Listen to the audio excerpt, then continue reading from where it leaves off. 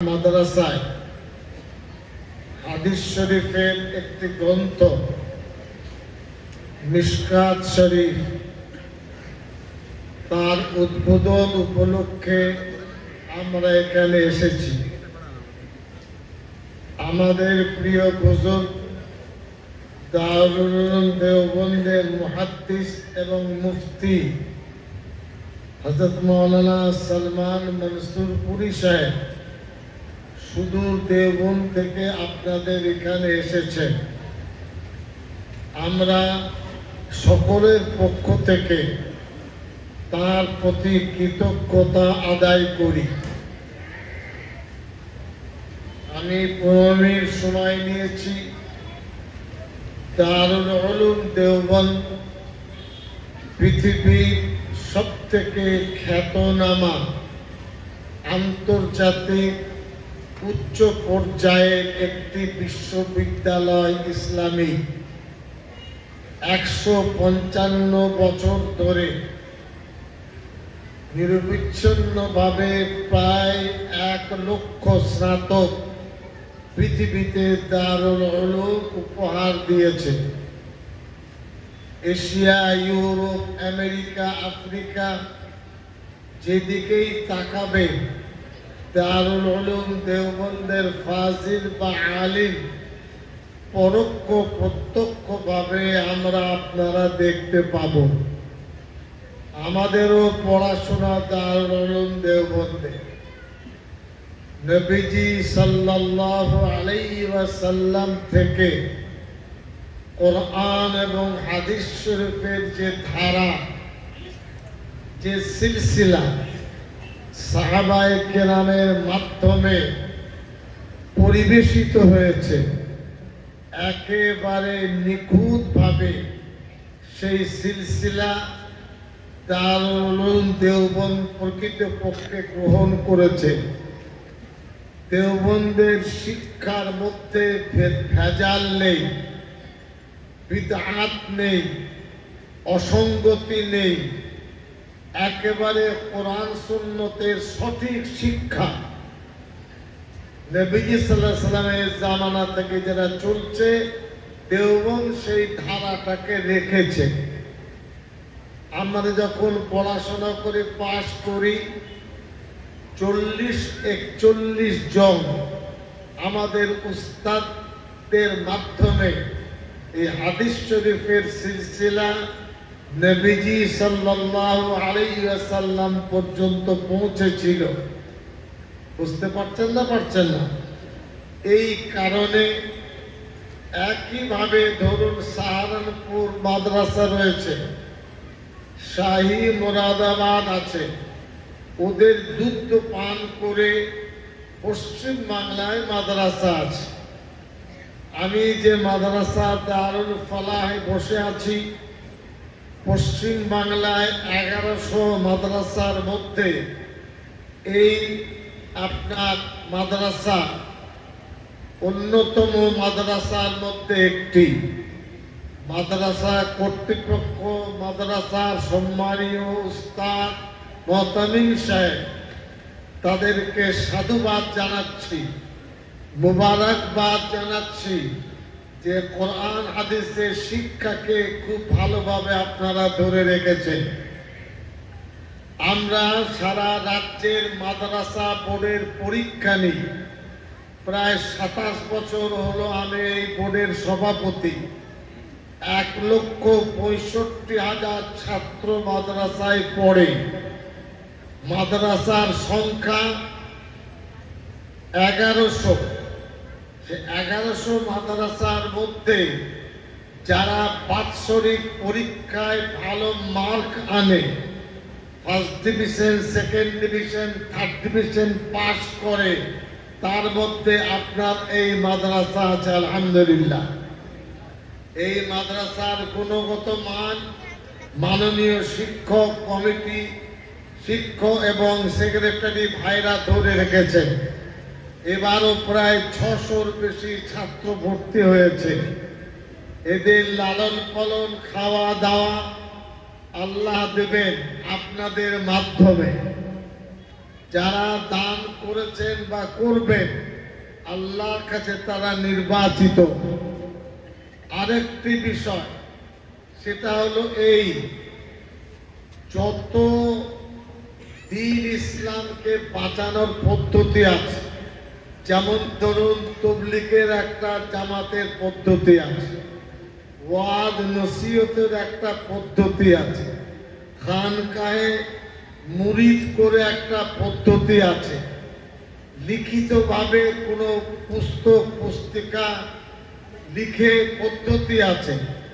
যতই পদ্ধতি আছে এ কথা 100% স্বীকৃত যে মাদ্রাসাকে বাদ দিয়ে দ্বীন ইসলাম বাঁচবে না। বোঝাতে পারলাম? মাদ্রাসা শিক্ষা বাদ দিয়ে প্রকৃত দ্বীন ইসলাম বাঁচবে না।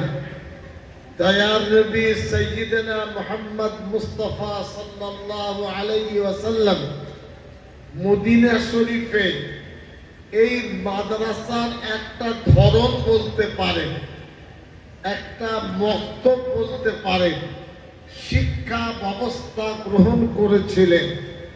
তাকে বলা হতো আসহাবে সুফা, পড়ুয়াদের বলা হতো সুফা ছাত্র। নবী সাল্লাল্লাহু আলাইহি সাল্লামের সাথে 40 জন শিক্ষক সেখানে পড়াতেন। খোলাফায়ে রাশিদিন সহ সিনিয়র সাহাবায়ে কেরাম তারা পড়াতেন।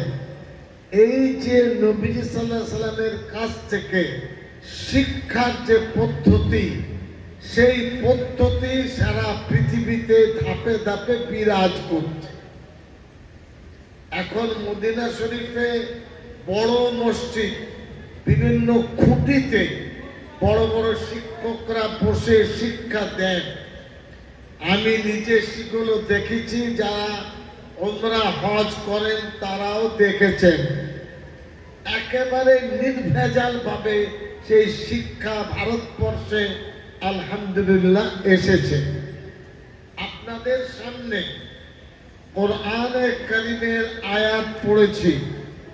আল্লাহ রাব্বুল আলামিন বলেন, ইন্না নাহনু নাযালনা যিকর ওয়া ইন্না লাহু লাহাফিজুন।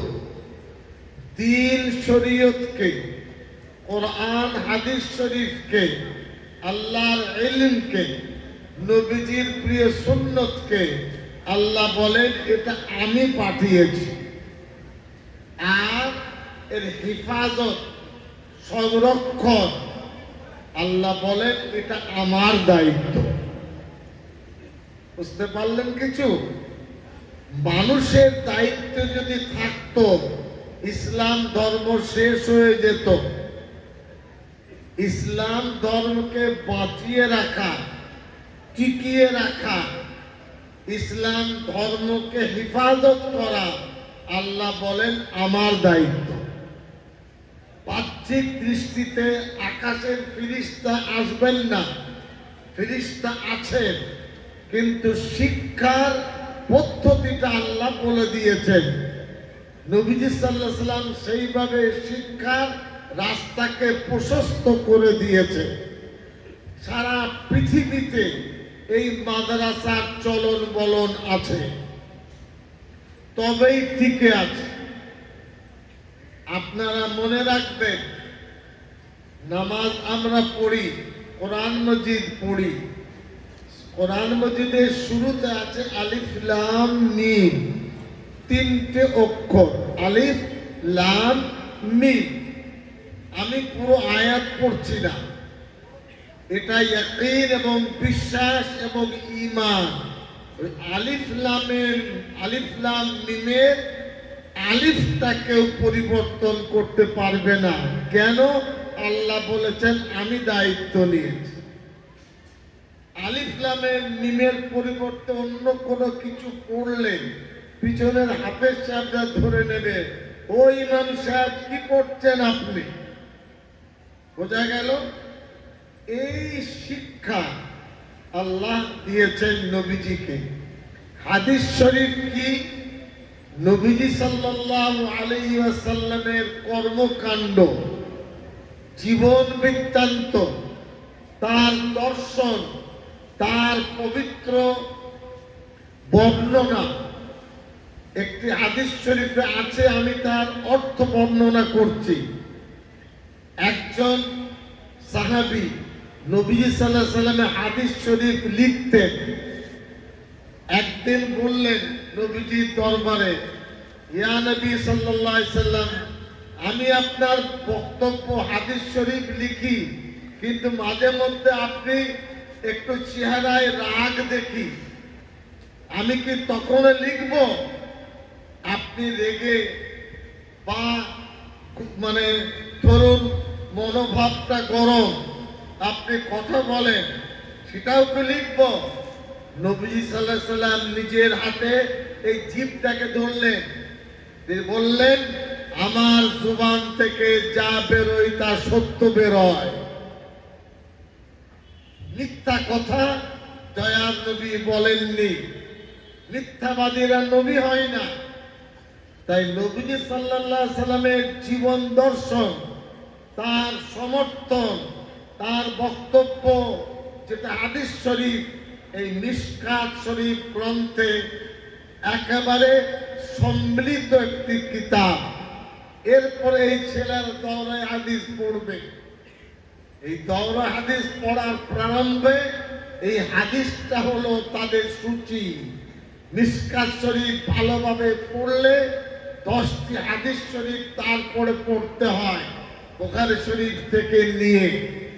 তার পুরো 10টি হাদিস শরীফ মন্থন করে এই মিশকাত শরীফে সেই সূচি দেওয়া আছে।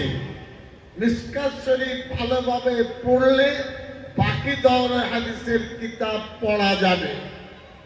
আজকাল উচিত আলেমদের হাদিস শরীফের 2-1টি সবক মসজিদে মসজিদে বলা, যাতে মুসল্লিরা হাদিস শরীফ পড়তে পারেন, পড়াতে পারেন, শুনতে পারেন।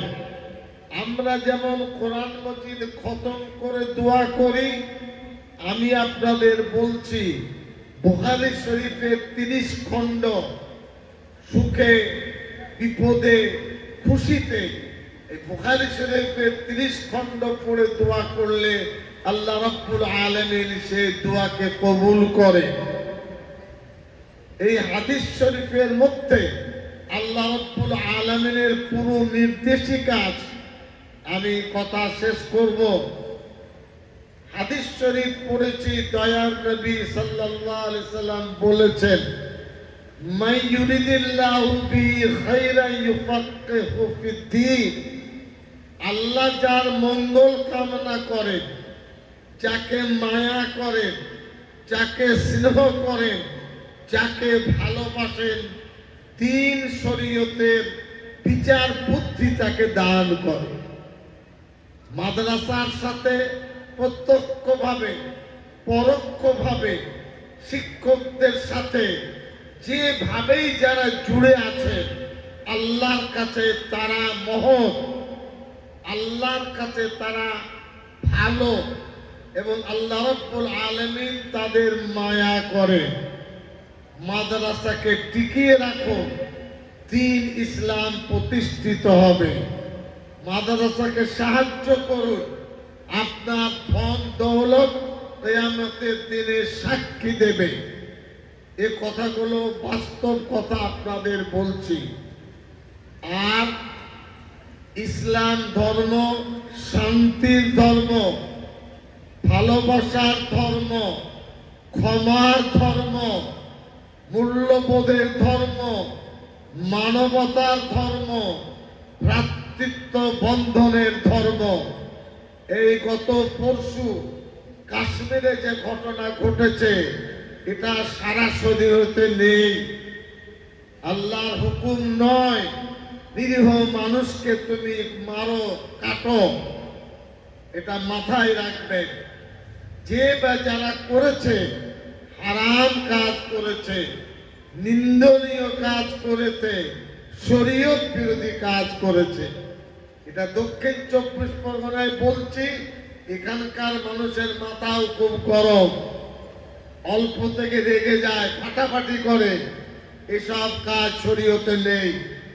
নবীজি সাল্লাল্লাহু আলাইহি সাল্লাম কাউকে মারধর করেননি, মেয়েদের প্রতি অত্যাচার করেননি, শিশুদেরকে মায়া করেছেন। হাদিস শরীফে কিতাবে আমি দেখেছি নবীজি সাল্লাল্লাহু আলাইহি সাল্লাম বাচ্চাদের আদর করতেন। একদিন খুতবা দিচ্ছেন, হযরত হাসান হোসেন খেলতে খেলতে নবীজির দরবারে হাজির। খুতবা বন্ধ করে হযরত হাসান হোসেনকে মায়া করলেন। হাসান হোসেন গুড়গুড় করে নানাজানকে দেখে চলে গেলেন। একজন সাহাবী রাদিয়াল্লাহু আনহু বলছেন, ওগো নবীজি সাল্লাল্লাহু আলাইহি সাল্লাম, আপনি বাচ্চাদের চুমো খান? নবীজি সাল্লাল্লাহু আলাইহি সাল্লাম বলছেন, তোমার মন যদি পাষাণ পাহাড় পাথর হয়ে থাকে তা আমি কি করব? বাচ্চাদের মায়া করা, বড়দের ভালোবাসা, ছোটদের স্নেহ করা, আমাদের উম্মুল মুমিনিন মায়েরা নবীজি সাল্লাল্লাহু আলাইহি সাল্লাম খুব মায়া করতেন, বাড়ির কাজ করতেন, মেয়েদের নির্যাতন করতেন না। আজ মুসলমানরা মেয়েদের নির্যাতন করে, আর একটা বিয়ে করে বউকে দেখে না, বালিশ চাপা দিয়ে মারে, তাদের ধিক্কার জানান। মায়েদের ইজ্জত করলে আল্লাহ খুশি হবে, মেয়েদের ইজ্জত করলে আল্লাহ খুশি হবে। অমুসলিমদের সাথে ব্যবহার, আমি শেষ করছি, হয়ে গেছে আর 1 মিনিট। আমরা ভারতবর্ষে থাকি, কোরআন হাদিস নামাজ রোজা হজ যাকাত অবশ্যই অবশ্যই পালন করব। ইসলাম ধর্মের আরেকটা দিক যেটা হলো আখলাকে হাসানা, মানুষের সাথে ভালো ব্যবহার। মানুষের সাথে ভালো ব্যবহার না করলে পূর্ণ মুমিন হবে না। দুটো হাদিস শরীফের ঘটনা বলে 8 মিনিটে শেষ করে দেব। একজন সাহাবী রাদিয়াল্লাহু আনহু বলছেন, ওগো নবীজি সাল্লাল্লাহু আলাইহি সাল্লাম, আমার পাড়ায় একজন বুজুর্গ সাহাবী আছেন, খুব নামাজ রোজা করেন, তারপরে আপনার তেলাওয়াত করেন, রাতে তাহাজ্জুদ পড়েন, খুব ভালো, কিন্তু মানুষটি খুব কর্কশ, ব্যবহারটা খুব খারাপ, মানুষ তাকে দেখলে ভয় করে, এত আতঙ্ক। নবীজি সাল্লাল্লাহু আলাইহি সাল্লাম বললেন, ওই লোকটি জাহান্নামে যাবে। ভালো করে শুনে নেবেন, ব্যবহার ভালো না হলে কিছুই হবে। আর একজন সাহাবী বলছেন, ওগো আল্লাহর নবী সাল্লাল্লাহু আলাইহি সাল্লাম, আমাদের পাড়ায় আর একজন আবিদ বুজুর্গ সাহাবী আছেন, কিন্তু তার ব্যবহার খুব মিষ্টি, খুব ভালো কথা বলেন, মানুষের সাথে ভালোভাবে মেলামেশা করেন। নবীজি সাল্লাল্লাহু আলাইহি সাল্লাম বললেন, এই হাদিস শরীফে আছে, সে জান্নাতে যাবে। তাহলে জান্নাত যেতে হলে ইবাদত বান্দেগীর সাথে নিজের ব্যবহারটা ভালো করতে হবে। পরওয়ারদিগারে আলম, এই মাদ্রাসার উপস্থিতি আপনাদের আমাদের, আর বিশেষভাবে মিশকাত শরীফের যে শুরুআত, আল্লাহ উদ্যোগকে কবুল করেন আর গায়বী মদদ এনায়েত করেন, আর আর্থিকভাবে যেভাবে হোক খায়ের বরকত দান করে মাদ্রাসার পূর্ণতা দান করেন। ওয়া আখিরু দাওয়ানা আনিল হামদুলিল্লাহি রাব্বিল আলামিন। ना ये वक्त खत्म होता, ना ये बात खत्म होती,